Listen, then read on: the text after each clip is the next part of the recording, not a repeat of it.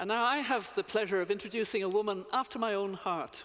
Khairunnisa co-founded the Green Brunei in 2012, and that's a youth-led social enterprise that promotes environmental sustainability through education, through conservation advocacy. And it has organized numerous activities, including seminars, camps, field trips, tree planting, beach cleanup, recycling campaigns, outreach to schools, etc. And she's done it in collaboration with government agencies, with the private sector, with media, with non-governmental organizations, and of course with schools. She's also the Green Exchange Director under the Society for Community Outreach and Training, and she got a special award from the Sultan of Brunei for that. But she's also, and this isn't on the blurb that I got about her, but she told me this, she's also a member of the Legislative Council of Brunei. They don't have a full parliament because it's an absolute monarchy, but she advises, listens to people and then advises the Sultan about what the needs are and reports back about what the government is doing. And I was very pleased with the two issues that she particularly highlighted were mental illness, mental health being an issue that was neglected up to then in Brunei, and then also plastics, the need to get rid of plastics. So let's hear from Khairunnisa. Khairunnisa.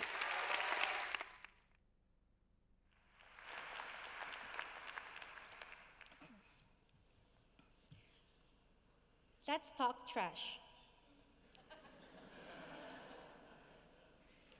Trash is a problem all over the world, regardless of how advanced or impoverished the society is. Trash is a pervasive problem. The situation is no different from Brunei. Brunei is a small country with a population of only 400,000. Despite its small size, the trash problem we face is enormous, with each person producing an average of 1.4 kilograms of solid waste per day. This is about 189,000 tons of waste produced per year, a huge number considering the small size of our country. More than 16% of household waste are made up of plastics, and it is estimated that no less than 1 million plastic bags are issued to consumers in Brunei per year. Growing up next to a river, I have fond memories of playing in the water, catching fish, and looking at fireflies.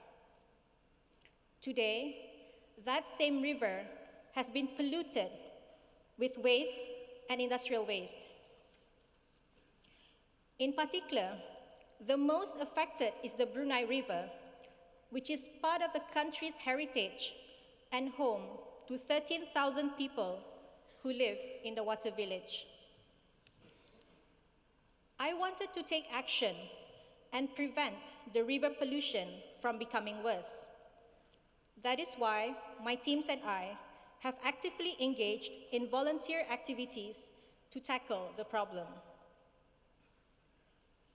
Within the past 6 years, I have conducted around 20 cleanups in beaches and rivers, engaged 800 volunteers, and collected about 1,600 bags of trash.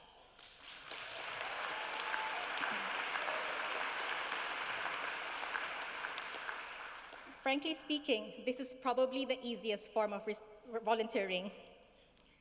However, in order to create long-lasting change, we realized we would have to do more to change people's mindsets about waste management and recycling. With an NGO called Society for Community Outreach and Training, I embarked on a long-term project that involves working with the community rather than cleaning up after them. Working with low-income groups made us realize they had different priorities and so required different incentives to recycle. Workers in these communities did not have the luxury of time to ponder the impact of their carbon footprint or the effects of plastic pollution. Before our project, most residents had never heard of recycling. Throwing trash into the river was a norm. Part of the project entailed explaining what recycling was to local residents. We encouraged local communities to participate in our project by exchanging the recyclables for rice. For every $1 worth of recyclables, each resident received 1.5 kilograms of rice. So far, we have collected over 46 tons of recyclables, exchanged them with close to 10,000 kilograms of rice from 2,000 people, and engaged over 700 volunteers under 10 green exchange projects.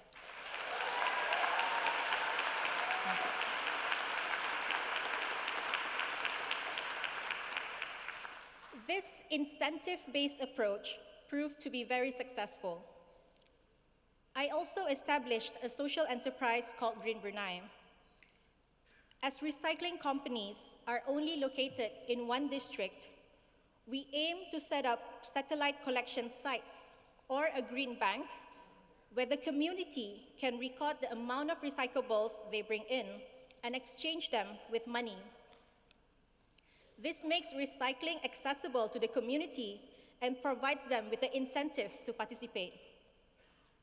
As an outcome, waste generation has reduced to 1.4 kilograms per person, and plastic waste has reduced from 16 to 13%.